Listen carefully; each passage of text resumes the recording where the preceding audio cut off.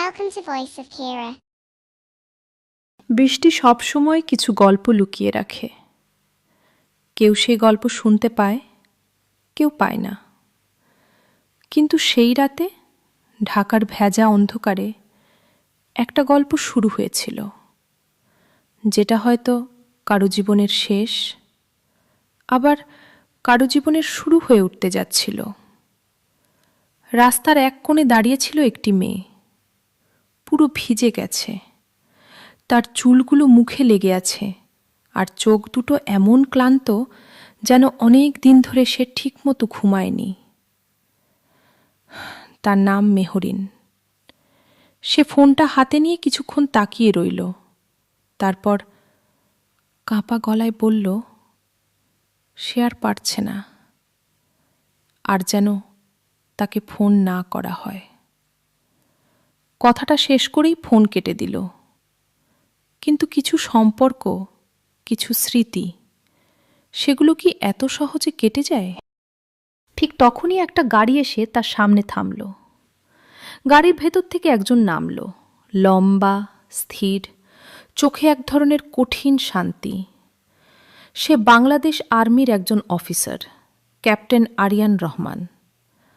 পরিস্থিতি বোঝার চেষ্টা করে সে শুধু জানতে চাইল এই সময়ে মেহরিন একা এখানে কেন।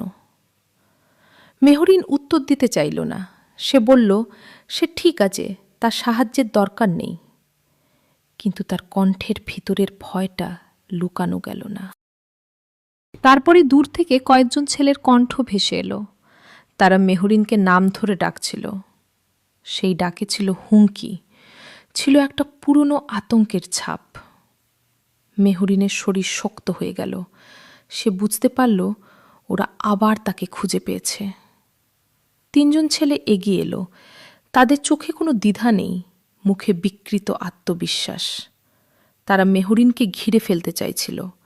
সেই মুহূর্তে যখন একজন তার দিকে হাত বাড়ালো, ঠিক তখনই সেই হাতটা থেমে গেল, কারণ আরিয়ান মাঝখানে দাঁড়িয়ে গিয়েছিল। সে খুব শান্ত গলায় বলল মেয়েটাকে ছেড়ে দিতে। ছেলেগুলো প্রথমে হেসে উঠল, যেন বিষয়টা তাদের কাছে একটা খেলা। তারা জানতে চাইল সে কে, কিন্তু আরিয়ান কোনো উত্তর দিল না। কারণ কখনো কখনো পরিচয় কথায় না, কাজে প্রকাশ পায়। এরপর যা হলো সেটা খুব বেশি সময় নেয়নি। কয়েক মুহূর্তের মধ্যেই পরিস্থিতি বদলে গেল। যারা একটু আগে দম্ভ দেখাচ্ছিল তারা মাটিতে পড়ে গেল। আরিয়ান দাঁড়িয়ে রইল, আগের মতোই শান্ত। মেহরিন কিছুক্ষণ চুপ করে তার দিকে তাকিয়ে রইল। তার চোখে বিস্ময়, ভয় আর একটা অদ্ভুত স্বস্তি একসাথে মিশেছিল। সে ধীরে জিজ্ঞেস করল সে কে? আরিয়ান বলল সে শুধু এমন একজন যে অন্যায় সহ্য করতে পারে না। এই কথাটা খুব সাধারণ ছিল, কিন্তু মেহরিনের জন্য সেটা একদম নতুন, কারণ তার জীবনে এর আগে কেউ তার জন্য দাঁড়ায়নি।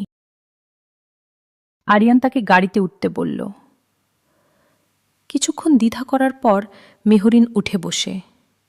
গাড়ি চলতে শুরু করলে আরিয়ান জানতে চাইল তাকে কোথায় নামাবে। অনেকক্ষণ চুপ থাকার পর মেহরিন বলল তার যাওয়ার মতো কোনো জায়গা নেই। এই এক কথার মধ্যে লুকিয়েছিল তার পুরো জীবনের ভাঙা ইতিহাস। একটা ঘর যেখানে ভালোবাসা থাকার কথা ছিল, সেখানে ছিল অভিযোগ আর ঘৃণা। তার বাবা আর নেই, আর যে নারী এখন তার মা হওয়ার কথা, সে তাকে প্রতিদিন মনে করিয়ে দেয় যে সে আনওয়ান্টেড। কখনো কথায়, কখনো আচরণে, কখনো নিঃশব্দে। মেহরিন জানালার বাইরে তাকিয়েছিল। বৃষ্টির ফোঁটাগুলো কাচে লেগে ধীরে নিচে নেমে যাচ্ছিল, ঠিক তার জীবনের মতো, ধীরে ধীরে ভেঙে পড়া। হঠাৎ আরিয়ান বলল যদি সবাই তাকে ছেড়ে দেয় সে দিবে না। কথাটা খুব সহজ ছিল, কিন্তু মেহরিনের ভেতরে কিছু নড়ে উঠল। হয়তো বিশ্বাস না, কিন্তু একটা প্রশ্ন, এটা কি সত্যি হতে পারে? ঠিক তখনই আরিয়ানের ফোন বেজে উঠল। সে কলটা রিসিভ করতেই তার মুখের অভিব্যক্তি বদলে গেল। দায়িত্ব তাকে ডাকছে। তার জীবনে ব্যক্তিগত কিছু অনুভব করার সময় খুব কমই আসে।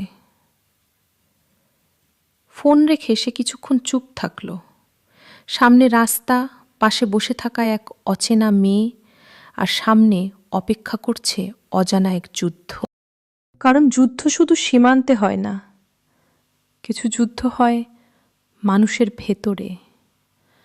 আর সেই রাত থেকে আরিয়ান আর মেহরিন দুজনেই নিজেদের আলাদা আলাদা যুদ্ধের দিকে এগিয়ে যাচ্ছিল। কিন্তু তারা তখনও জানতো না এই দেখা তাদের জীবনের সবচেয়ে বড় ঝড়ের শুরু।